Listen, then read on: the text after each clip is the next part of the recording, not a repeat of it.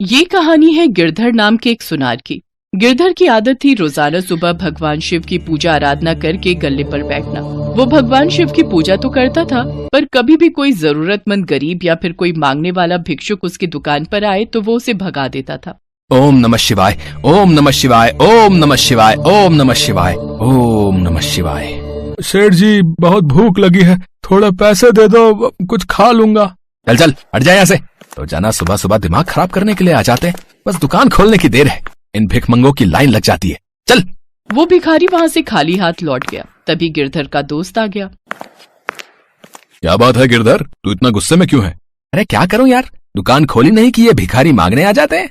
ये बाजार में हर समय भिखारी घूमते रहते हैं, बहुत परेशान किया हुआ यार इन्होंने। चल छोड़ गुस्सा, कोई बात नहीं, एक कप चाय पिला यार। हाँ हाँ अभी मंगवाता हूँ।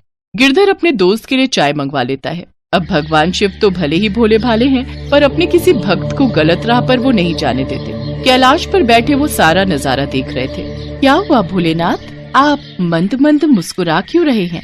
देवी पार्वती, वो देखो मेरा भक्त गिरधर, वो मेरी पूजा बहुत मन से करता है, पर वो ये नहीं जानता कि मेरी असली पूजा तो गरीब और बेसहारा लोगों की सहायता करने से है, क्योंकि धरती के प्रत्येक प्राणी में मेरा वास है। अभी कुछ देर पहले ही उसने एक जरूरतमंद को अपने द्वार से खाली हाथ ही लौटा दिया। प्रभु, फिर तो आपको अपने भक्त को सही मार्ग पर लाना ही होगा। देवी पार्वती, मैं गिरधर के द्वार पर अवश्य जाऊंगा। अब वो तो उसे देखना है कि वो मुझे पहचान पाता है या फिर नहीं। भगवान शिव एक भिखारी का भेष बना लेते हैं और गिरधर के पास पहुंचते हैं। गिरधर उस समय दुकान पर भगवान शिव की पूजा ही कर रहा था। हे महादेव, मैं आपकी रोजाना सच्चे मन से पूजा करता हूँ, हमेशा आपका नाम लेता रहता हूँ, फिर भी आप मुझे दर्शन नहीं देते हो प्रभु। प्रभु, मेरी इच्छा है कि आप मुझे दर्शन दो, मैं आपके दर्शन पाना चाहता हूँ प्रभु। ओम नमः शिवाय, ओम नमः शिवाय, ओम नमः शिवाय। बेटा, आज सुबह से कुछ भी नहीं खाया है, थोड़ी मदद कर दो तो मैं कुछ खा लूंगा। लो, फिर आ गया एक और मांगने के लिए। मैं तो सच में परेशान हो गया हूँ, ठीक से थोड़ी देर पूजा और मंत्र जप भी नहीं कर सकता। ये दुकान खुली नहीं कि मांगने के लिए दुकान के सामने खड़े हो जाते हैं। अरे चलो चलो चलो चलो जाओ यहाँ से, सुबह सुबह दिमाग मत खराब करो। ओम नमः शिवाय, ओम नमः शिवाय। मुझे तो खाली हाथ लौटा रहे हो बेटा, अगर भगवान शिव स्वयं तुम्हारे द्वार आ गए तो तुम उन्हें खाली हाथ लौटा दोगे? अरे भगवान शिव ऐसे नहीं आते हैं, वो जब आएंगे ना तो मेरी दुकान उनके रूप और तेज से चमकने लगेगी। बहुत सुंदर रूप है उनका, साक्षात महाकाल है वो, महाकाल। हाँ, तुझमें और भगवान शिव में बहुत अंतर है। तू ठहरा एक भिखारी और वो है पूरी सृष्टि को चलाने वाले। भगवान शिव है वो, अगर उनके मुझे दर्शन हो गए तो उनकी मैं खूब सेवा करूंगा। हाँ, अगर मैं ये कहूँ कि मुझ में भी उनका ही वास है बेटा, और इस जगत के प्रत्येक प्राणी में उनका वास है, तो क्या तुम फिर भी मुझे कुछ नहीं दोगे? अरे पागल हो गया है क्या है? भगवान शिव तुझ जैसे तुच्छ भिखारी के अंदर वास करेंगे?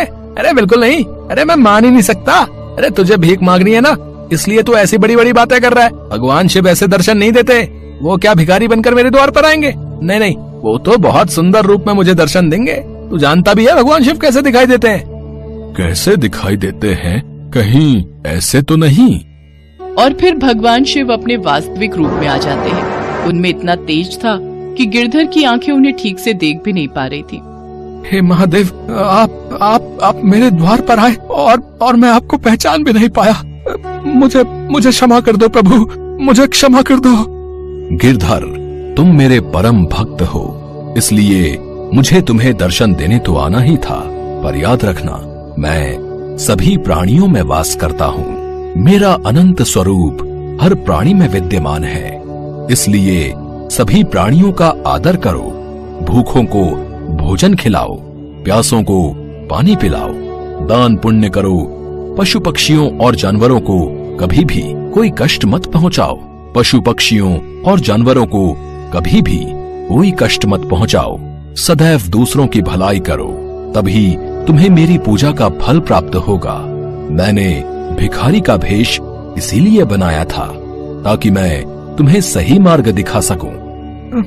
मुझे क्षमा कर दो प्रभु, मैं अब ऐसा कभी नहीं करूंगा, कभी नहीं करूंगा। मेरे द्वार से कभी कोई खाली हाथ नहीं लौटेगा। मैं आपको वचन देता हूँ प्रभु, मुझे आपके दर्शन हो गए, मेरा जीवन धन्य हो गया। हे शिव शंकर, आपकी सदा ही जय हो। जय भोलेनाथ। इसके बाद भगवान शिव वहाँ से अंतर्ध्यान हो जाते हैं। उस दिन के बाद गिरधर के द्वार से कभी भी कोई खाली हाथ नहीं लौटा। इस कहानी से हमें यही शिक्षा मिलती है कि हमें अपने सामर्थ्य के अनुसार निर्धन और जरूरतमंद लोगों की मदद अवश्य करनी चाहिए। एक बार भगवान शंकर तपस्या से उठे तो माँ पार्वती उनके पास आई और बोली, स्वामी, आप सारा दिन पर्वत पर बैठे रहते हो और मैं सारा दिन घर का कामकाज करती हूँ, भूखी प्यासी बैठी रहती हूँ। आप कुछ नहीं कमाते हो, मैं क्या खाऊं, क्या बच्चों को खिलाऊं? आपने कभी इस ओर ध्यान भी दिया कि परिवार कैसे चलेगा? माँ पार्वती की बातें भगवान शंकर ध्यान से सुन रहे थे। आप मेरी एक बात मानोगे स्वामी? मैंने तुम्हारे साथ फेरे लेते हुए 7 वचन निभाने का वादा किया था। तुम कहो तो मैं तुम्हारी बात अवश्य मानूंगा। तो फिर ठीक है, एक काम करो, आप वृंदावन चले जाओ। एक आपका अपना नंदी बैल तो है ही और एक बैल आपका वहाँ कन्हैया से मांग लेना। कन्हैया के खेत हैं, आप वहाँ पर खेती करना और जो फसल उगे उसे ले आना। कुछ तो काम चलेगा। लेकिन एक बात का ध्यान रहे स्वामी, आप वहाँ जाकर कन्हैया से कहना कि आप खेती ऊपर की लोगे और नीचे का हिस्सा कन्हैया को देना। ठीक है देवी पार्वती, मैं अभी नंदी बैल पर बैठकर वृंदावन जाता हूँ। इसके पश्चात भगवान शंकर अपने बैल नंदी पर बैठ गए और कन्हैया जी के पास जाने लगे। रास्ते में नंदी बैल उनसे बोला, प्रभु, हम जा तो रहे हैं लेकिन ये कन्हैया बहुत चालाक है, बहुत तेज है। कोई नहीं, जो होगा सो देखा जाएगा। मैंने पार्वती को वचन दिया है कि अब मैं खेती करके ही लौटूंगा।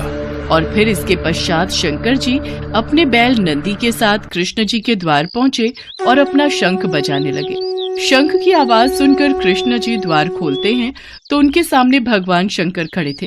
कृष्ण जी भगवान शंकर को प्रणाम करते हैं। भोलेनाथ, आप आइए, भीतर पधारिए। अचानक कैसे आना हुआ?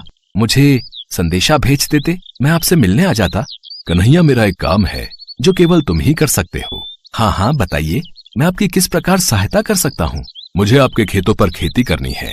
एक बैल मेरे पास है और एक बैल आप अपना दे दो और अपने खेत पर मुझे खेती करने के लिए दे दो। क्यों मैया, आपका क्या विचार है? भगवान शंकर हमारे खेतों पर खेती करना चाहते हैं। हाँ, तो कोई बात नहीं, अच्छी बात है, हमें भी बनी बनाई फसल मिल जाएगी। पर मेरी एक शर्त है, खेती में आप जो भी मुझे बोने को कहोगे वो मैं बो दूंगा, पर खेती का ऊपरी हिस्सा मैं रखूंगा। तो आप बताओ मैं क्या बो दूं? ठीक है, मुझे मंजूर है। एक काम करो, आप ना आलू बो दो। ठीक है, फिर मैं फसल तैयार होने के बाद ही आपसे मिलूंगा। इसके बाद शंकर जी बैलों को लेकर खेती करने चले गए। उन्होंने खूब मेहनत से खेती की और आलू उगाए। कुछ दिनों में आलू की फसल पककर तैयार हो गई। शर्त के मुताबिक शंकर जी और नंदी ने मिलकर आलू के ऊपर की फसल, आलू के पत्ते काटे और गठरी में भरकर कैलाश ले गए। शंकर जी ने बहुत खुशी से पार्वती मैया को वो गठरी दी। पार्वती मैया ने जब गठरी को खोलकर देखा तो वो हैरान हो गई। उस गठरी में तो पत्ते ही पत्ते थे। प्रभु, आप ये क्या उठा लाए हो? खेती कहाँ है जो आपने की थी? पार्वती, मैंने तो वैसा ही किया जैसा तुमने मुझसे कहा। मैंने ऊपर की खेती का हिस्सा लिया और कैलाश लौट आया। मुझे कुछ नहीं पता प्रभु, अब मैं इन पत्तों का क्या करूं? ये पत्ते किसी काम के नहीं हैं। अब आप दोबारा जाओ और दोबारा खेती करके लाओ। और हाँ, अब की बार आप नीचे की खेती मांगना। एक बार फिर भगवान शंकर नंदी के साथ वृंदावन जाने लगे। रास्ते में नंदी ने उन्हें फिर समझाया कि कान्हा बहुत चतुर है, तो आप सावधान रहना। शंकर जी ने फिर से वही कहा कि जो होगा देखा जाएगा। कन्हैया, मुझे आपके बैल और खेत फिर से चाहिए। मुझे एक बार फिर खेती करनी है, पर इस बार मेरी शर्त ये है कि मैं खेती नीचे की लूंगा, ऊपर की आप रखना। बताओ मैं क्या बो दूं? ठीक है, फिर तो आप बाजरा बो दो। कृष्ण जी के कहने पर शंकर जी ने बाजरा बो दिया और खेती की। उसकी अच्छे से रखवाली की और कुछ ही समय में बहुत अच्छी बाजरे की फसल उगाई। शंकर जी बाजरे के नीचे की डंडियां तोड़कर कैलाश ले गए और ऊपर का बाजरा सारा कृष्ण जी और यशोदा मैया घर ले गए। कैलाश पहुंचकर जब शंकर जी ने माता पार्वती को बाजरे के नीचे की डंडियों से भरी गठरी दिखाई तो वो फिर से क्रोधित हो गई। अरे, आप ये क्या ले आए? ये तो घास फूस है, इनका मैं क्या करूंगी? इसमें बाजरे के दाने कहाँ हैं? पार्वती, मुझे तो तुमने कहा कि मैं नीचे की खेती ले आऊं, इसलिए ऊपर की खेती मैंने कन्हैया को दे दी। मुझे कुछ नहीं पता, मैं क्या बनाऊं और क्या खिलाऊं। आप एक बार फिर से जाओ और इस बार कन्हैया से कहना कि ऊपर और नीचे दोनों की खेती आप ही रखोगे। ठीक है पार्वती, जैसा तुम कहो, मैं फिर से जाता हूँ। चलो नंदी। शंकर जी कन्हैया के द्वार पर पहुँचे और उनसे फिर से खेती करने के लिए कहा। कन्हैया, इस बार ऊपर और नीचे दोनों की खेती मैं ही लूंगा। बताओ मुझे क्या बोना है। ठीक है, इसमें मुझे कोई आपत्ति नहीं है। आप इस बार मक्का बोलो। इस बार आप ऊपर और नीचे की खेती ले लेना और जो बचेगा वो मैं रख लूंगा। शंकर जी फिर से खेती करने लगे। कुछ ही समय में मक्का की बहुत अच्छी फसल उगाई। कृष्ण जी यशोदा मैया के साथ मिलकर बीज का हिस्सा यानी कि मक्का तोड़कर घर ले गए और ऊपर और नीचे की फसल भगवान शंकर कैलाश पर्वत पर ले आए। इस बार नंदी और भगवान शंकर बहुत खुश थे कि ऊपर और नीचे की दोनों खेती देखकर माता पार्वती बहुत खुश होंगी। पर जैसे ही उन्होंने माँ पार्वती को खेती की गठरी पकड़ाई, जिसे देखकर माँ पार्वती अपना सिर पकड़कर बैठ गई। अरे, ऊपर और नीचे की फसल तो ले आए, पर इसमें भुट्टा कहाँ है? पार्वती, तुमने ही तो कहा था कि ऊपर की और नीचे की खेती लेकर आऊं, इसलिए मैं ऊपर और नीचे की खेती ही तो लेकर आया हूँ। अब मैं भोला भाला जैसा तुमने मुझसे कहा मैंने वैसा ही किया। तभी कृष्ण जी आते हैं। माँ पार्वती, भोलेनाथ बिल्कुल उचित कह रहे हैं। भोलेनाथ को तभी तो भक्त भोले बाबा कहते हैं। भोलेनाथ तो भाव के भूखे हैं। प्रेम से जो भी इनको कुछ भी अर्पित करता है वे ग्रहण कर लेते हैं। आप धन्य हैं भोलेनाथ। माँ पार्वती, भोलेनाथ के द्वारा की हुई खेती मैं ले आया हूँ, इसे स्वीकार कीजिए। माँ पार्वती देखती हैं कि भगवान भोलेनाथ ने तो बहुत ही बढ़िया खेती करके आलू, बाजरा और मक्का उगाया था। वो खुशी से फूली नहीं समाती। कुछ भी कहिए स्वामी, पर आपने नंदी और कान्हा के बैलों के साथ मिलकर बहुत बढ़िया खेती